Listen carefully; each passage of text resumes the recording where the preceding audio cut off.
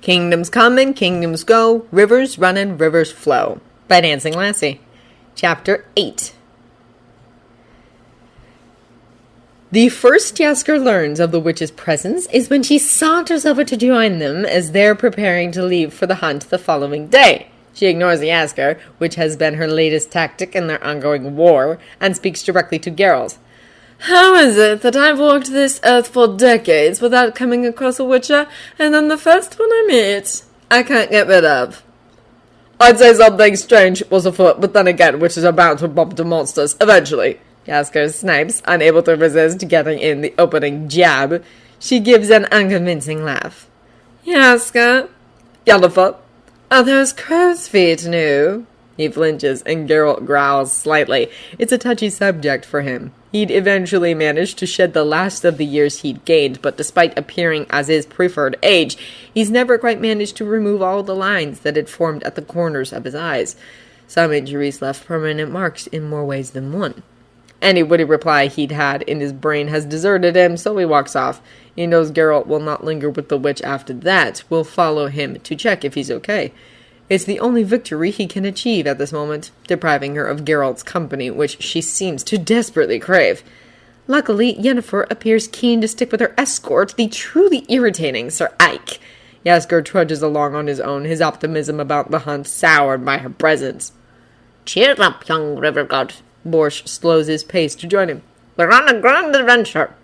Jaskier eyes him warily. You know what I am, but I don't believe I can return the favour. I have no doubt you'll figure it out. You seem like a smart one. Borsch claps him on the shoulder. Tell me, have you told your witcher what you do know? Jaskier shakes his head. Whatever Borsch is, it awakens something old within Jaskier. Something from long before he was born, when he was just water flowing downstream with no agency or consciousness.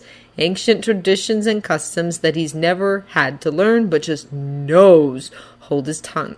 If Borsch wants Geralt to know what he is, then he will reveal it himself. Jaskier will not out him, just as Borsch will not give him away to the dwarves, the reavers, or that pompous knight. The bard is less than pleased when he realizes that Geralt and Yennefer have spent several hours of the trip conversing quietly together. The witch bats her eyelashes and flirts outrageously, then turns to her nightly puppy dog and showers him with praise, leaving Geralt obviously off balance. It's one thing for her to flirt with his witcher, but he hates it even more that she toys with him. Hates that it seems to work. The closeness with which he'll have to sleep to the woman sets his teeth on edge, and a nervous energy is building up underneath his skin. Geralt can clearly recognize the signs because he keeps giving Jaskier warning looks over dinner like he's the problem. It's enough to put Jaskier in a foul mood, and he stomps off to the nearby stream, hoping his closeness to running water will ease the tension. You! Boy! A voice summons him. Boy! Boy! He whirls around to face Sir Ike, who is oblivious to the danger the river god presents. The Lady Yennefer requires a bath. The knight tosses Jaskier a bucket. Fetch the water and heat it for her. There's a good lad. Jaskier snaps. The water behind him rises from the stream and shoots out at Ike, knocking him over onto his arse. I am no boy! Jaskier snarls, looming over the prone figure, and in that moment the knight gets a glimpse of all that Jaskier is. The entire length of him. From where he starts as a small mountain stream and then grows wider and bigger, his current moving faster as he flows into the valley, down the countryside, passing numerous towns and villages, until he joins his mother, where they surround two sides of a great city. The moment he realizes what he's done, he collects himself, but it's too late. Ike is scrabbling in the dirt at Jaskier's feet, pressing his face against the river's boots, gazing adoringly up at him. Jaskier feels sick. He helps the knight to his feet, tries to calm him, and offers assurances, but there is a fanaticism in Ike's gaze now, and it is fixed solely on Jaskier. No matter how hard the river tries to let Ike go, the knight only clings tighter. He insists on escorting the bard back to camp, fussing over him until Jaskier sits by the fire, and then sets about arranging the river's bedroll. It is laid out right next to Ike's, and in the best spot near the fire. The other dragon hunters laugh at him, making crude jokes at Jaskier and how he's managed to gain the knight's favor. The bard can't muster up a good response. He can feel Geralt's eyes on him, judging him, and he doesn't know how to make any of this better. The blasted knight trails Jaskier around like a baby duckling after its mother. Ever since the bard had stormed off the previous night and returned with Sir Ike, the man's been only a few steps away from him the entire time. There's a worshipful look in Ike's eyes that Geralt despises, and he is unable to find Jaskier on his own to talk to him. To make matters worse, one of the dwarves is dead. They'd all woken in the morning to discover one of their company missing. A quick search of the area had revealed the dwarf not far into the woods with his throat slit. "Stay with me!" Sir Ike turns to Jaskier. "I shall protect you with my life." Geralt growls and stalks off. I feel sorry for your bard. Borsch comes over to join him as they head off. He'll not be able to get rid of such a devoted follower very easily. The Zerkanian warriors on either side of him laugh. "You should be careful about who he attracts then," Geralt grunts. Perhaps, but he shines so brightly that he's bound to draw the occasional unwanted pest. But the reason I sought you out is because the dwarves think, and I agree, that the Reavers might be planning to slim down our numbers on the way to the dragon. Fewer hands to divide the treasure amongst, if you catch my meaning. They know of a shortcut up the mountain. I've a mind to join them. Geralt sees Yennefer storm off from where Sir Ike is standing protectively in front of Jaskier. "You go ahead," he tells the old man. "I'll catch up." "Your bard has stolen my knight," she complains as Geralt catches up with her. "Taken him right from under my nose before he could accomplish the one damn task I actually needed him for." What was that?" She ignores him. "Yen, what are you really doing here?" "I'm in for the dragon." She turns to look at him.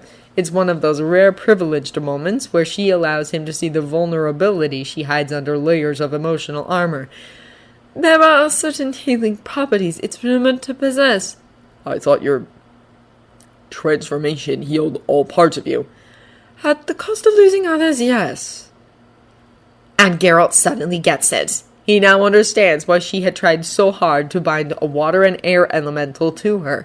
He knows what she thought Jaskier's life was worth, and he also knows what the Orisa have denied her. A child of her own. But Yennefer is not the sort of woman to let some river gods tell her what is now impossible for her. She is seeking out a fertility cure another way. "Don't tell me you've traveled all this way for made-up fertility cures using fresh dragon hearts." The idea is ludicrous. They argue about the validity of such a cure, and Geralt is unable not to voice his incredulity. "You, a mother. Do you think I'd make a bad one?" she challenges. "With all the powerful enemies she's made?" "Definitely." He obviously hurts her with his direct response, and he is not the man for this conversation. This is far more Jaskier's area of expertise, but Yen and Jaskier ever sitting down for a heart-to-heart is about as likely as Geralt learning to dance. He tries his best, but ultimately bungles it, revealing his child surprise, whose he's been deliberately not thinking about these last 7 years, to the enraged sorceress. When they return to the others, Sir Ike is busy brushing non-existent dust from Jaskier's shoulders. The bard sends him a pleading look, but Geralt ignores him. The river god got himself into this mess. He can fish himself out. The dwarves' shortcut is a joke. A thin, rickety wooden walkway across a windy cliff face. Jaskier goes first, with Sir Ike close behind him, one hand holding onto the back of the bard's doublet. It is the knight who pulls Jaskier back when his foot goes through a plank, and the bard almost tumbles into the abyss. Geralt angrily reins in the pang of jealousy when Jaskier shoots his savior a grateful look. They make their way steadily across, and it seems like they might make it when the wood under Borsch's boots gives way. Geralt grabs the chain attached to the rock face, but is unable to pull Borsch up, while keeping his footing, and the planks creak ominously beneath him. He knows the image of Borsch and his companions falling into the mists will join that of Renfri's dying face as one of the few memories that haunt him for the rest of his life. Yennefer is wise enough to give him space, but Jaskier, kind, caring, sympathetic Jaskier, sits down at his side as he surveys the mountain range before him. "You did your best," he whispers to Geralt softly, urging the Witcher to believe him. "There's nothing else you could have done." "Where's your guard dog?" Jaskier winces. Geralt can feel it as the bard presses their arms together. "He's taken over the cooking. Accused the dwarves of trying to poison us all." Look, why don't we leave tomorrow? Just the two of us. That is, if you'll give me another chance to prove myself a worthy travel companion. We could head to the coast, get away for a while, Sabra has a castle in Talga. Mama's never had much to do with him, but I'm sure he wouldn't mind me spending some time in his territory. I imagine Bosch would think it a different kind of grand adventure. Life's too short. We should do what pleases us." Geralt turns to consider his friend and finds Jaskier staring back at him, blue eyes filled with a nervous determination. They flutter shut as the bard leans in toward him, gently pressing his lips to Geralt's own. Not demanding, just offering, allowing Geralt to make the next move. The Witcher finds his hands moving automatically to clasp the back of Jaskier's neck, threading his fingers through soft hair as his lips move slightly against the bard's. Jaskier responds in kind, and it's gentle, it's sweet, but there is a fear lurking in the back of Geralt's mind that he has been unable to suppress.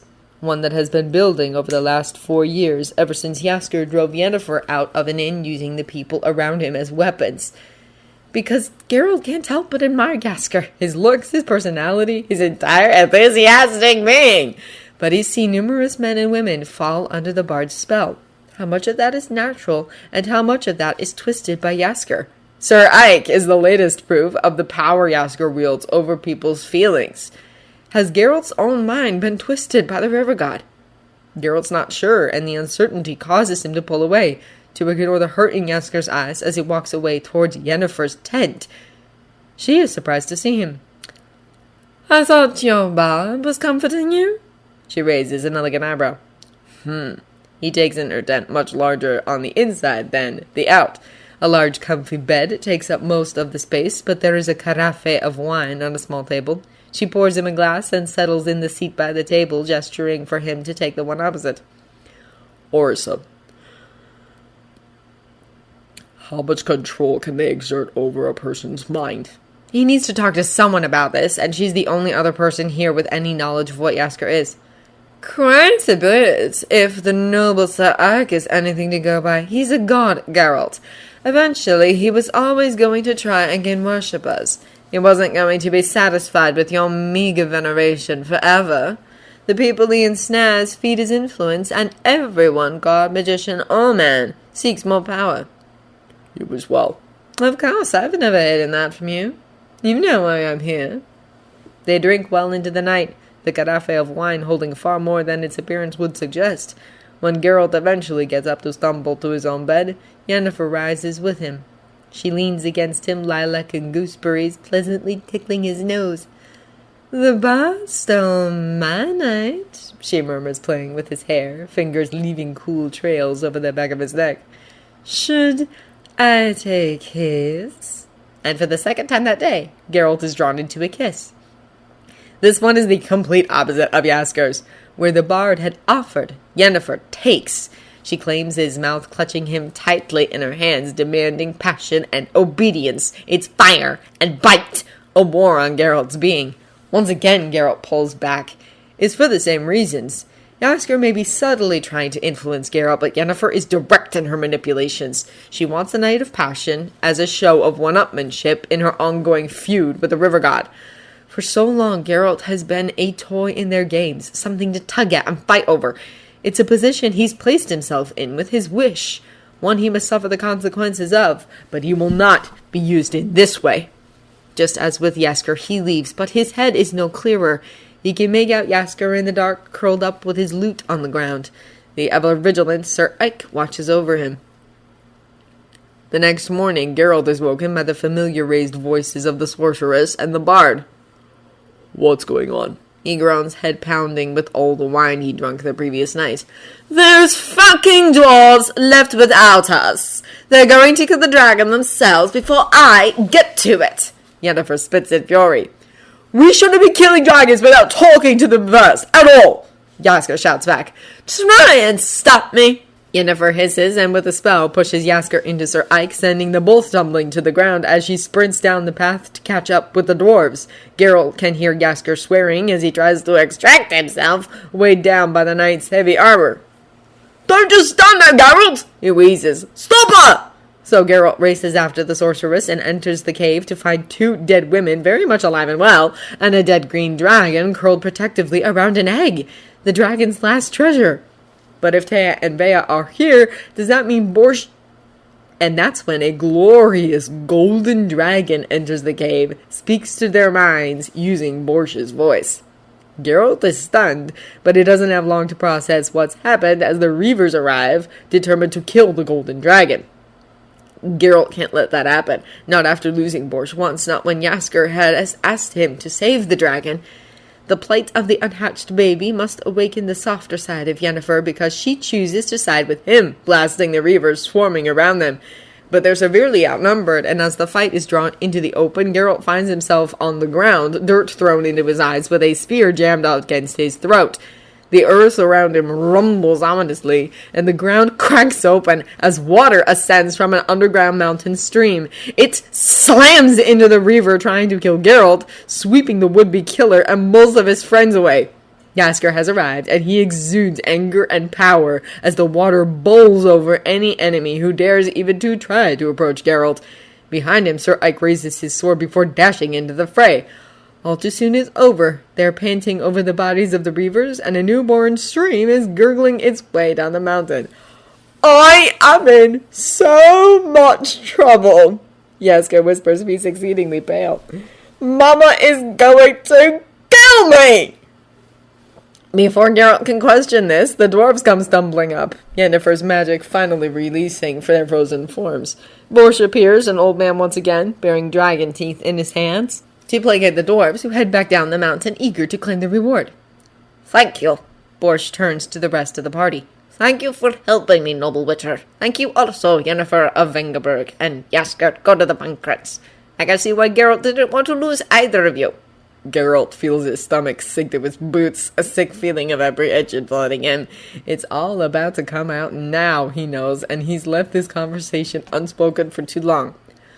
"What does that mean?" It's Yennefer who speaks, and for once she and Jaskier are standing side by side, wearing identical looks of confusion. Just an hour ago, Geralt would have given his sword hand for them to find common ground, but now... Unhard. The djinn. Yennefer puts the pieces together first. "That's why we can't escape each other. Why I feel this way inside." And Geralt's heart sinks even more because he had never considered the affection Yen showed him as anything more than manipulation. It's not because of anything real or true. You made a wish. Geralt shakes his head, desperate to deny it, but he can see dawning comprehension on Jaskier's face. "You bound us to you." The god speaks softly at first, but then he gets louder as he realizes the full implications of this statement.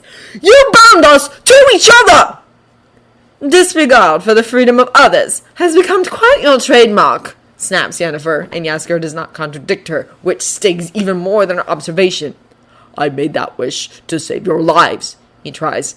"I didn't need your help," Yennefer shouts back at him. "Like fuck you did it," he snarls back, "because how dare she? She was the one who dragged them into danger when she tried to use Jaskier to catch the djinn. And you flit about like a tornado, wreaking havoc, and for what? So you can have a baby? A child is no way to boost your fragile ego, Yen. Not when you would so heartlessly sacrifice someone else to achieve it." He gestures toward Jaskier, who has remained frighteningly quiet, watching the verbal battle with his narrowed eyes. "I'll take advice from you about children as soon as you take responsibility for the one you bound to you and then abandoned."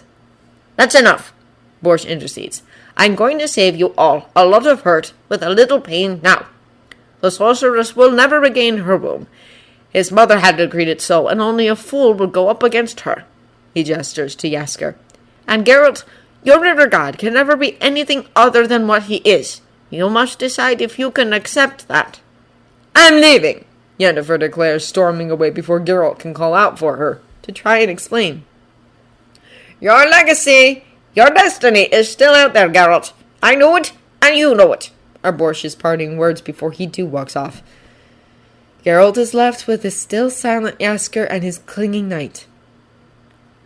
"Ike," Jaskier speaks softly, "could you go pack up my things at the camp?" "Of course," the knight declares, hurrying away down the mountain to do his master's bidding. "What did Borsh mean, Geralt? What must you accept about me?" Geralt doesn't reply, unable to find the appropriate words. "What did he mean, Geralt?" Jaskier speaks more firmly this time, mouth a stern flat line across his face. What about me troubles you so? What made you run from me last night? Tell me! I don't know if it's real. Geralt snaps, his unease transforming into anger, the one emotion he certainly knows. You manipulate all those around you, Jaskier. You waltz into their lives and they open themselves to you, twist themselves up in knots to do your bidding. You bind people to you without a second thought. So how can I be sure what I feel is really me? How can I know it's not just you pushing your wishes and desires onto me?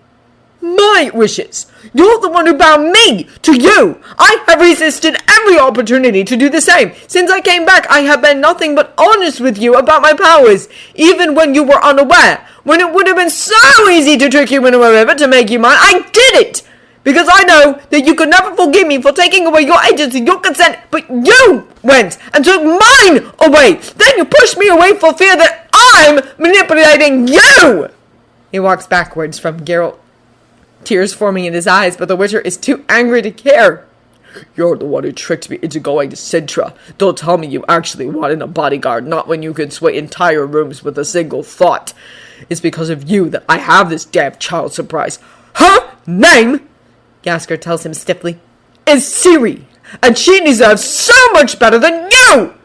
With that, he turns, stepping quickly into the stream, sinking deeper than should be possible, until he's disappeared under the water and is gone. Geralt is left alone at the mouth of the dragon's cave, frustrated and confused as the implications of Jaskier's statement explode through his brain.